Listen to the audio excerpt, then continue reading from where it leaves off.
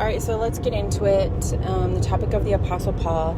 And, some of the ways that I approach this text might not be familiar or, maybe comfortable or in line with how people generally approach this topic. But I'm going to try to make reference to the actual text and introduce these topics and whatnot, and still just open for, continual trade of ideas or refining these ideas and examining what it seems to be making reference to. Something that, I think as I was just recently reviewing some of the letters of the Apostle Paul, I feel like something that you have to keep in mind when you're reading his letters is the context that what he was trying to negotiate, in the context of him having to negotiate in terms of like a mixed crowd of people in reference to their development and growth and influences and whatnot. Similar to like any type of church or group where you have to kind of understand what is the context that they were making reference to, what was going on in the atmosphere, so I in the previous recording introduced the idea of basically like the occupying force, the dominant system, Rome, and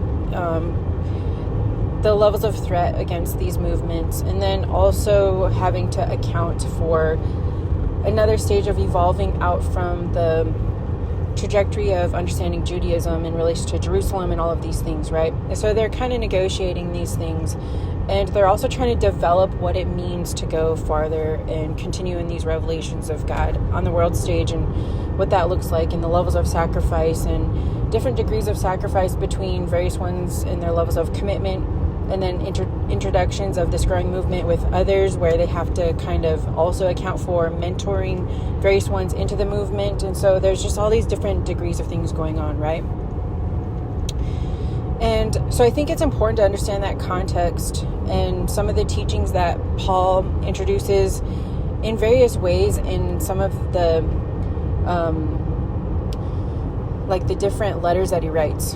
As I was saying in the previous recording, I'm just kind of talking through this. I had in mind that I would probably do more of a study on it and make references to certain passages, but right now I'm just kind of in the midst of doing other things. I am just going to talk through it, and then we'll see where it leads us. And so I'm just kind of making generalized references, and you can kind of look it up in the scripture and whatnot. But one of the things in the context of his approach is that Paul is portraying certain levels of spiritual freedom beyond some of the freedoms that some of them practice. So he's kind of taking some spiritual liberties, but then when he does that, he's justifying his arguments. And so he kind of, in my estimation, he kind of has a philosophical tinge to his approach on arguing his points. And he even talks about that, and he says basically like he was like a Pharisee of the Pharisees, which means like he was among the establishment. He was familiar with the trade of arguments and kind of almost like defending his position. And so he's kind of situated now into this transformative movement where he's kind of this spokesperson where he takes his whole 180 and starts arguing the points for this movement and this experience and whatnot. And so because of what he has seen and such a he also has to justify such a radical shift of things because he had been going in such an era of trajectory and opposing this movement that he basically has blood on his hands, and he could be looked at as having to make an arguing point from the place of ultimate guilt. And so that really seems to influence the way he argues his point. Like, he knows what rock bottom is. He knows what ultimate error is. He knows what it seems like to be arguing the point very strongly in a certain trajectory and have a total 180. And because he has such a level of experience within these things and arguing the point on a massive scale and being involved in the establishment and the system and whatnot, he has a level of societal influence and exposure and familiarity that he is, in a sense, able to argue rigorously for these points of reference. And so, because he introduces himself to total different, because this movement is now growing and developing, and because he has experience introducing himself into different cultural frameworks, he has developed this ability to kind of cross-reference ideas, which is really important at this stage of this movement growing. He's able to cross-reference into various subsets of society. And you see that reflected in his letters. And he says certain variations. It's not always word for word, but it's a certain variation within different letters where he says like something to the effect of to the Jew, I'm a Jew, to the Greek, I'm a Greek, to the Roman, I'm a Roman, and to this sense, like he says, like basically like he knows how to enter into certain standards and cultural frames of reference, and then cross-reference that through their language, through their reference points, through their comparisons, to help point them toward growing in freedom out from those like supposed limitations in frameworks. It's important to note that because there's times where he enters into certain traditions of Judaism and speaks the language that they would understand, the reference points and the areas of emphasis, but he visits into it, but he doesn't just justify it as like eternal solidifying and justifying the points, but he validates the points and references them to invite them into this like transformative and aligned evolving of it. And I also think that that's like important to note, because I feel like that's how some portions that people will usually attribute as very controversial or justifying certain sides of, say, Judaism or like being opposed to Judaism are interpreted, where at times he's just simply speaking their cultural frame of values and whatnot. And this is also important because in Galatians he makes this reference where he's trying to argue their point by entering into their value system through the law of Moses and the stage of Moses. And he's making it because the stage of Moses is developed in reference to, say, like Esau or Ishmael. And that's how you establish the stage of what they call the promise, the spiritual promise, as opposed to the law. And it's important for him to introduce that through their like value system or criteria or standard, to introduce, because the main point there is for him to introduce this notion of the spiritual promise that is distinct, that is the point of distinction between so this gets into a lot of like, this is like a heavy theory to unpack, and I'm gonna just kind of gloss over it, but it like requires revisiting, because this goes into the stage where he's arguing the point between what they call the spiritual promise and the law. The law of Moses is what a lot of Judaism then develops from, is like the stage of Moses. So for him, the main point here seems to be he's trying to enter into a certain group of people that are influenced by Judaism at the stage of the law of Moses. And he's trying to negotiate through them and speak their language to basically what I gather is that he's trying to enter into it and help them see how it's fulfilled through the law of Moses, through the temple, and it points toward Jesus, and there's this transformative aspect of it. And so he's trying to help them see how those stages are fulfilled. Not that they weren't useful, and not that they didn't have meaning, or that he invalidates the aspects of God within it, but that he's saying it had reached a point where it served the purpose that it was developed for, and it points toward this movement. And what he's also trying to get to is to show them that there's this other stage of freedom after the stage of the law of Moses. And so what he's confronting there is that they don't want to release that stage. They don't want to release the stage of Moses because they don't see that it's fulfilled in the stage that Jesus is proclaiming. And so what he's doing there in Galatians is the reason I'm bringing this up is because some people will use this, some Christians will interpret the stage in Galatians when he makes reference to the law of Moses as compared to like Mount Sinai and like Ishmael. Ishmael is like a reference that people will kind of have a connotation later on to, you know, possibly Islam and various ones.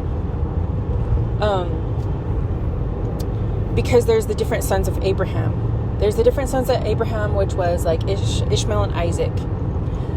And so when they're making reference to a type of ethnicity, there's all these different arguing points, right? So he's entering into these arguing points, and he's basically kind of saying, I know what your arguing points are, because that's what I was like zealous for, and that those are the beliefs that I inhabited, and that led me on the trajectory to like oppress this movement. And so he's entering into that group of that cultural viewpoint, his previous viewpoint, and he's saying, like, I know what you believe. I know what it is to say you're the side of Moses and the side of Isaac and the children of the promise, as opposed to the children of, like the, I guess you would say, like, outside the promise, which is like the natural born son, Ishmael. At this point in time, there wasn't yet even developed like the religion of Islam. And so he's not making reference. This isn't like a reference of continuing some argument between like Islam and Judaism. At this point, he's basically making reference to the promise. The main point there is he's saying that the promise is, so it's kind of like the spiritual calling that was bestowed upon Abraham's son Isaac. And it wasn't documented as bestowed upon Ishmael, but Ishmael still had the blessing and the canopy of being a part of the descendants of Abraham. And so it's out from this branch of Isaac that then develops like Jacob, and this through this continual practice then develops like Moses. And so at this point in time, their cultural tradition is basically hinged on and basically develops from the stage of the law of Moses. So that's basically stuff that he's getting into. He's revisiting those frameworks because he's talking their language. This isn't an argument against, like I said, it's not even really at this point about Ishmael, and it's not about Hagar, and it's not about even any like in proximity to Esau or Islam or anything like that. The main point is he's trying to say he's actually arguing against other Jewish groups in a sense, and he's giving his arguing point, and he's saying, if you adhere to the distinction that developed the law of Moses, you're following in prior criteria of the promise, the spiritual call that was distinctive between two sons from the same father, Abraham.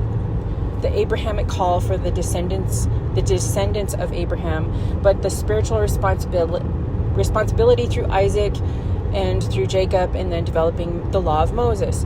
And so what he's getting to is he's saying, if you're trying to hold on to that distinction as the law of Moses, then it isn't just in fulfilling the law, that the law came way later. That's his argument. He's saying the law came way later, and prior to the law was just simply the spiritual call upon their life, the promise that they call.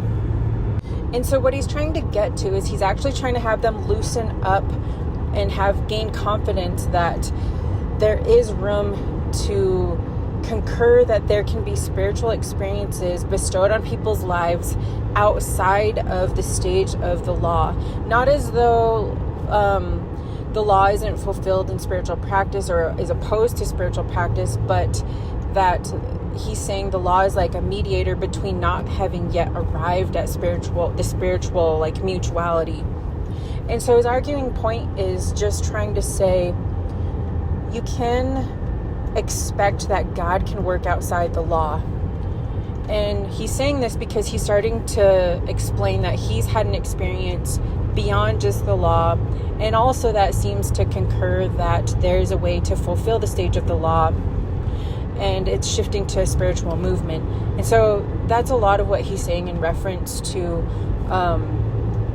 being children of the promise in that sense. And it actually isn't as much as, seeming to argue the point. What, like, some people will say, well, isn't this evidence that it's still a certain side of the promise or people of the promise? And they'll say the line of the promise, like the path or the lineage of the promise, is like Abraham, Isaac, and Jacob, and then Israel, and continual adherence to Israel in that sense. That's so then, in this day and age when people are arguing on behalf of Israel and continual adherence to Israel, that's some of the argument that they're trying to make, is that it's the children of the promise and the call to Israel as opposed to the children of Ishmael or Esau or other like descendants of like opposition or what have you in the Abrahamic lineage of things. And so that's, I'm just saying that in the sense of people arguing those points these days.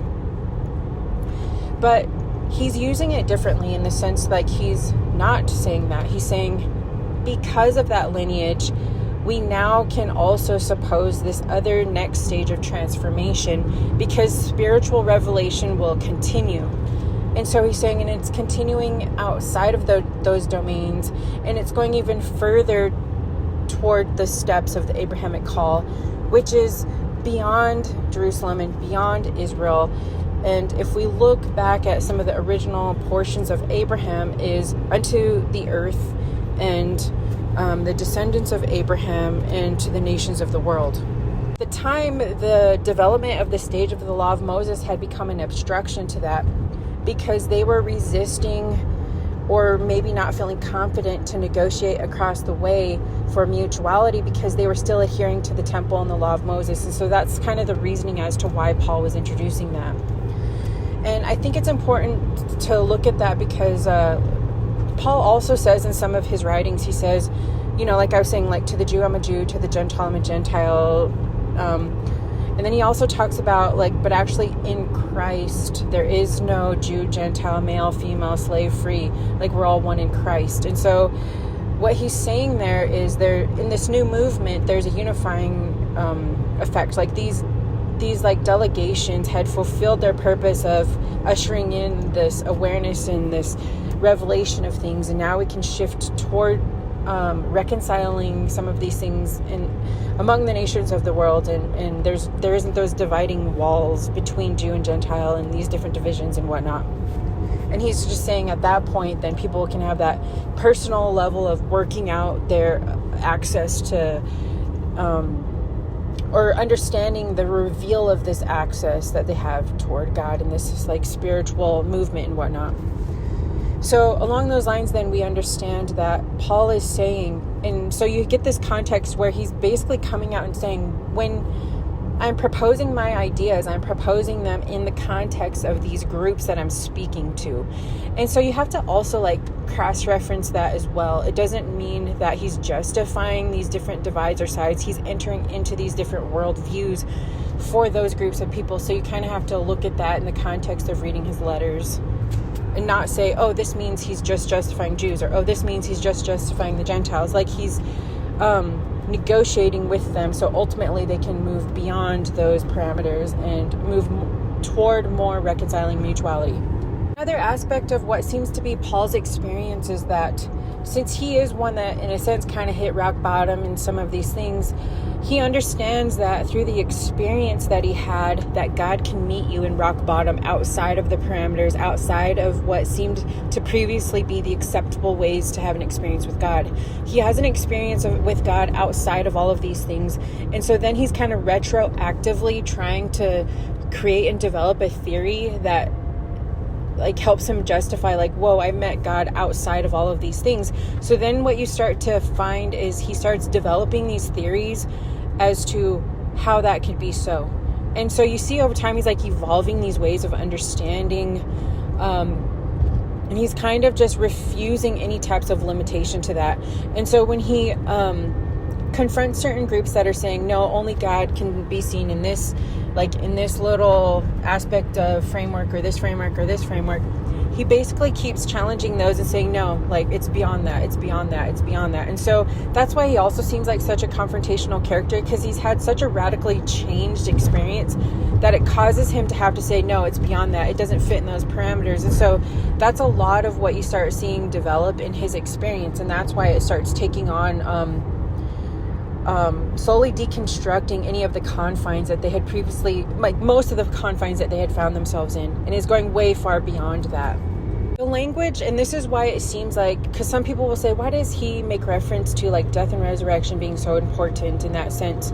And you find in one of the passages, he says something to the effect of like he seems to be insisting on the significance and the importance of like the stage of death, right? The death and then resurrection. So like bringing something to the full breakthrough, and then from there is still an emergence of like a renewal, the death and resurrection. And so what you also find is that he's finding that none of the prior things kind of had like the last word. And so it brought it to like the ultimate kind of like flatlining of it, which to him then he starts proclaiming as like ultimate spiritual freedom. This is such a confrontation to people that he ends up having to argue his point. And so that's why I think for him it's really significant to start saying the full death so that there is like resurrection. And so some of that is because he's saying, no, there's like a fullness of a breakthrough. It brings it all to completion, so that then from there we realize like this radically new shift in freedom that emerges, that is simply just presence and being and all of these things with none of these other confines. Some of the reasoning that he gives is, he says it's likened to, so he has to speak a lot of the language of the law. And he says like the law is useful basically like because we can use it as a way to reference toward negotiating these things. Like the law in itself is not going to arrive at it. It helps us to see it. It gives us a way to negotiate what's going on here. And so he enters into the language of the law to show that it points toward being released from it into like simply like existing, and then this like spiritual revelation taking place, and that eventually he realizes we have to get fully to that point, otherwise we actually are functioning to limit what God actually is. And so he's trying to go into all of these different negotiations about the law and the fulfillment of the law and this next stage of spiritual revelation. And so as I was saying, that's when he uses this language of like the fullness of death and then resurrection, which in the ancient world would have been common because there's so many teachings about like death and resurrection, or coming to the end of a cycle and then there's renewal and things like that. And so it's not really that far out there, but he's using that language of the end and then the renewal to apply to the law and the temple and the stage of Moses, and ushering in this next stage expected to still be in line with like the Abrahamic call. And he's just like developing into that. He's kind of being pushed into that world and like developing his theory as he goes, and it's evolving and whatnot, but it's also evolving in the midst of all these other tensions that he has to negotiate as well. And so he's also kind of explaining to them and saying basically that likened to within the teachings of the law, because, you know, like also within the storyline, there's a lot of comparisons to like the bride and the groom, and the, you know, kind of a connotation to like a kingdom and the spirit and stuff like that. Read a lot of the Hebrew text, then you'll see that there's connotations to like God being that which is drawing upon this like this bride, or this like union between these kind of those types of comparisons. And so he also then draws upon this idea of saying that certain ones can be bound, like while they're living, they can be bound by like certain vows, but after there is a death, then they're freed from those like certain vows or certain like legal confines, right? Like the legal confines are like end when it reaches the stage of death. I mean, there's a lot that goes into that theory, because even Jesus there were other theory proposals where people were talking about the carryover of the law after death. You know, like they're talking about marriage in heaven and stuff like that. And so he was from the sect that it seems to be the connotation that he believes that things are radically changed at death. Like there's a certain whole entire transition of things. And so he probably also is influenced by those beliefs. There's a lot of other theories and proposals that are influencing some people's like form of delivery and stuff like that. He's making reference to some of those things and kind of saying like likened to some beliefs where people are free from any type of legal contracts at death. He's basically saying that one aspect of, like, for the argument of Jesus bringing the stage of the law to the form of, like, ultimate death also is that which gives freedom, like, for concurring its completion, and then to, like, resurrect into this whole other freedom from any contract, freedom from any of these types of previous vows or promises or things along those lines, and can emerge into another stage of, like, renewal and new birth and whatnot. And so that's also another emphasis that he has within saying, like, the death and resurrection. And you could also imagine he knows how to argue this point, because he has to defend this spiritual call he has in the midst of him having a lot of, like, sin and guilt on his life. And so what he's kind of saying is, this is where he gets these arguments of saying, like, I've died to sin, I've died to these standards and the framework by which I enacted these previous behaviors, and I'm that part of my existence is basically dead. So that's why it's really important for him to argue these points of death, lest he continue to live in a sense of, like, condemnation and whatnot. And so he's basically justifying himself within this spiritual stage of things, and people are trying to, have him argue his point, like, what justifies you? Like, you're a scoundrel, you're a criminal. So he's kind of just saying, like, I'm, like, this totally new creature being, and I have to just, like, I'm arguing the point as to, like, how I can even approach these topics.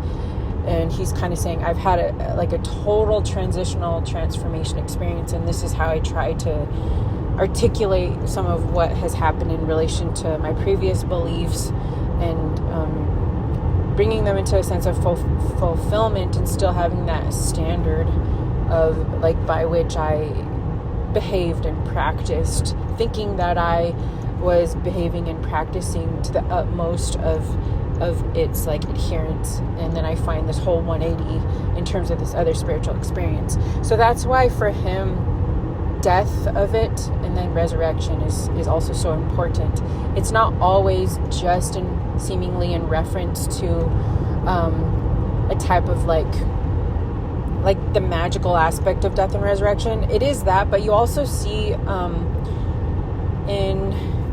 forget where it is, I'll have to look it up, but it was either Paul or Peter, one of the other disciples, but it was among some of the conversations in the New Testament where there are some points that they just don't feel necessary to argue. There's certain people that had certain experiences, and they're saying something like, we don't know with 100% that they're accurate in their testimony about what they saw, or if it really was, like, some of these accounts, whether there really was something or not. But we do testify to, like, some of the, like, gauging and kind of weighing some of the arguing points. Anyway, I'll have to look that up later. But you just don't really get the feeling that what he's arguing for is necessarily as to whether it needs to be, like, he's not arguing a point as, like, he's not arguing with people and saying, like, I literally saw something, or I literally, like, I need to have a literal, like, magical resurrection. It's almost as though he kind of seems to approach it as, like, maybe there was, maybe there wasn't, but I know that I had a spiritual experience, and it helps me to see how I interpret, the landscape of interpreting the law through a type of death and resurrection through the law, which leads me into practicing the attributes and this expression of spiritual freedom, and that I don't feel a conviction that I'm being against God, or that I'm, like, an apostate or anything like that. He's, like, blaspheming God. He's basically arguing and saying, like, I feel like I'm even more so in line with God, and this is, like, my arguing point. This is my theory proposal. And so that's where he uses, like, the death and resurrection language. And then, so also in some of the other passages, then, when he's talking about the significance of the crucified Christ, it also seems like it's in the context of, you have to understand what kind of character he was. When he starts proclaiming the ideas of the crucified Christ, he's also enduring a lot. He has at that point, and he continues to endure a lot of hardship, and he's being oppressed and resisted by the powers, the dominion, and the forces, like from all different angles, right? And so he also seems to have this testimony where people are like, you're still, basically kind of this connotation, like you're still being oppressed. So what is your testimony? What's giving you this transformative shift where you were so zealous for this other movement, now you have this 180 and you're so zealous for this movement, but you're suffering so much. So what is your testimony? And so that seems to also be the context of what he's talking about in some of his letters when he's talking about and proclaiming what he says is the crucified Christ. And so what he seems to also be saying there is he's kind of saying, I was zealous for the movement, I was oppressing this movement. And I know what it's like to be on the other side. I know what it's like to chase somebody down and have this fervor of oppression. And I was persecuting the Christians. And I was kind of portraying myself as within the dominion of these powers. And when I was kind of waging this battle against these various ones and watching what was developing, he's kind of admitting and saying, now that I'm on the flip side of it, I admit that there was something very confrontational about the approach that Jesus took. Instead of countering me and instead of playing these dominance games in the same type of way, the actions that Jesus took diffused my power, exposed my inner self to myself, and showed it for what it was, to the point where it made me confront initially how enraged it made me and how it set me on this trajectory of wanting to persist in dominance even more toward various ones and persecute even more and even more, until I realized I was really being called out and set into a different confrontation, because Jesus took the path unto this crucifixion, in the center square of the ultimate punishment. And in doing that, really called out the weakness or the lack of actual power of these dominant forces. And the path that he took to lay down his life and to succumb to the levels of threat and to enact these things in the language that was used from the establishment in Jerusalem and the religious authorities and their power alliance that they had with the dominant system. And he, instead of cowering to it, he brought himself into the center of it. And there was something transformative about that directly undercut anything that I had thought was a power contract that I was putting on. And so this is where he's kind of saying, to see the crucified Christ confronted me. So it kind of becomes a reference point to him when he has this full transition in a 180 pivot in his life. He has this reference point of the ultimate confrontation to any of the dominion powers.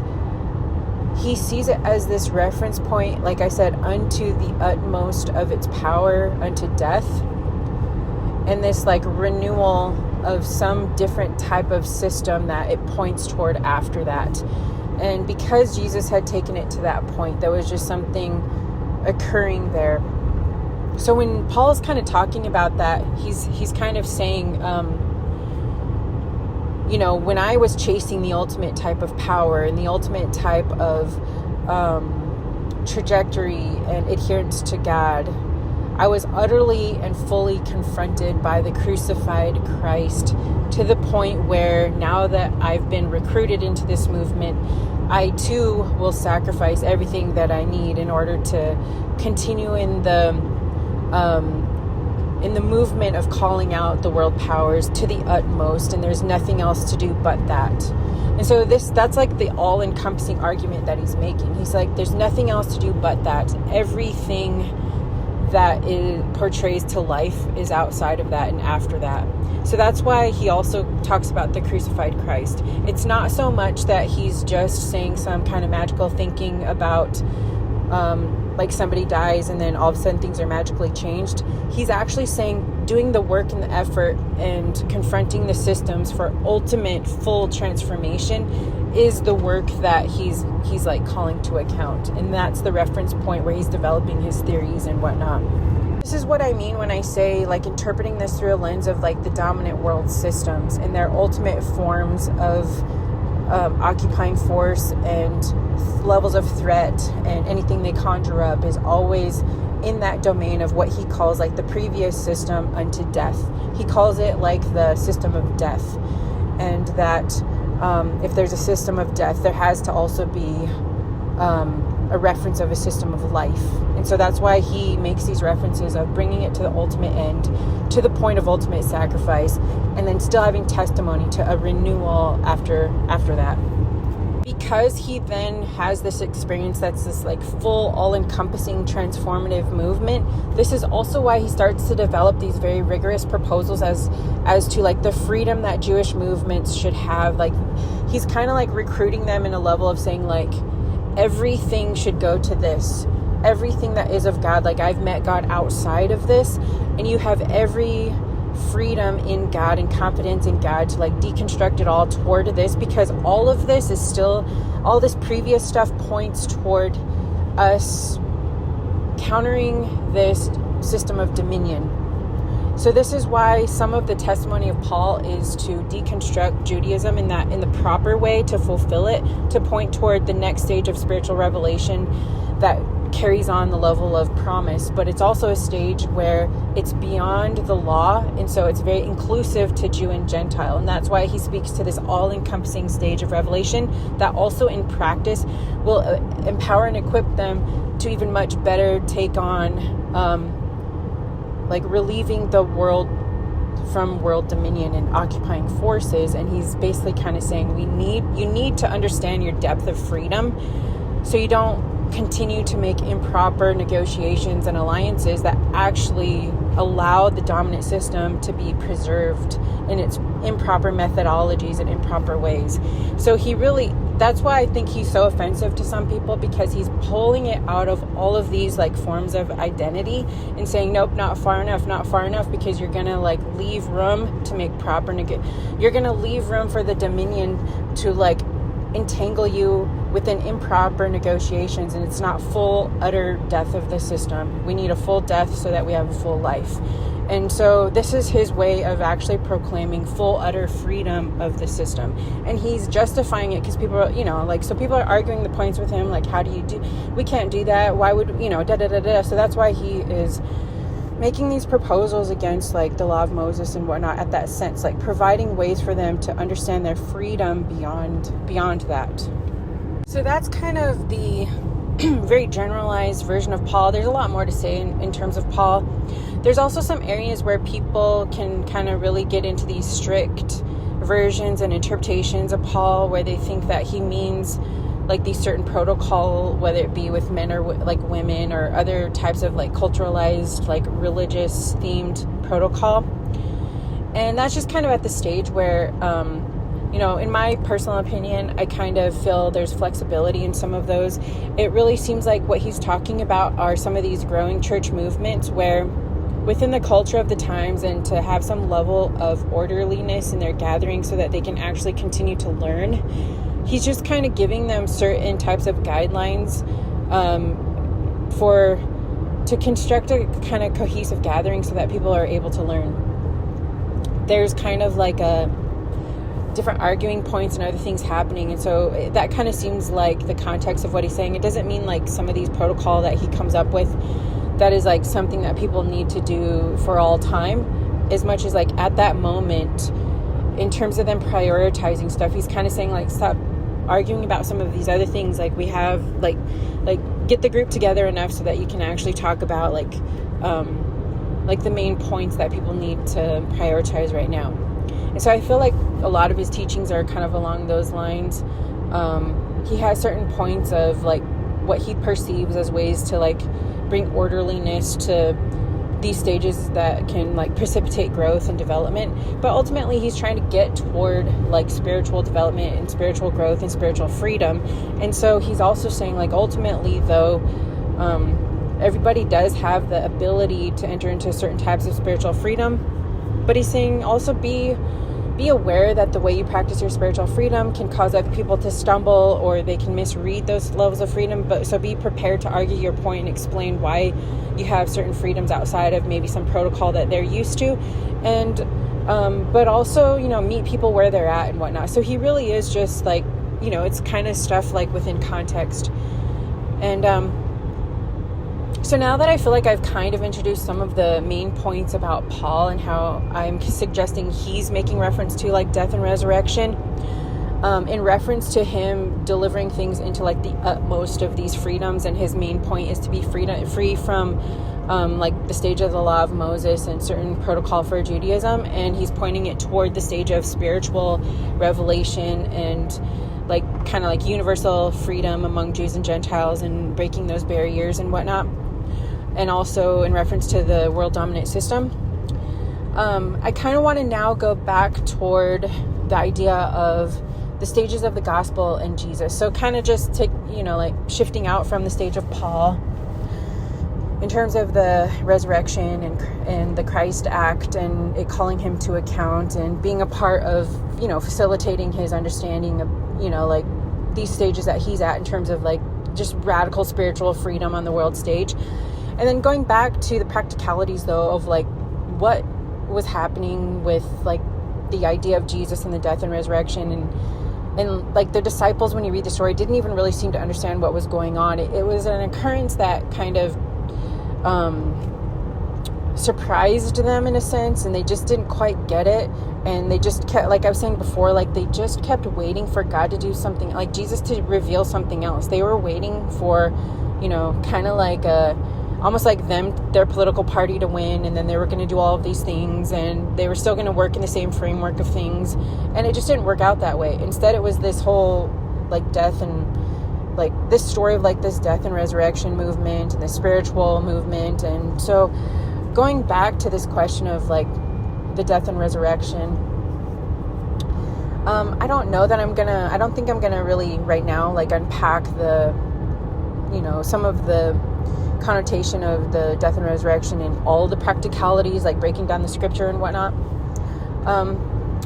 But just, I guess, like entering into this stage now and looking at that topic, there's a lot that goes into this topic. You know, some people will approach this topic and say, well, during the ancient times, there was like a lot of literature of death and resurrection. A lot of other spiritual movements would call upon these like cycles of death and renewal, birth, death, and renewal. It was a language that a lot of religions use. So how is this like, why is this supposed to be transformative? Why is this supposed to like be something unique and different and whatnot? And so there is that in terms of the connotation. Like there's a lot of truth there in terms of it being like a very common expression and claim that a lot of spiritual movements and religions had. So how do we address this in terms of like any type of uniqueness with Jesus and these symbols and whatnot?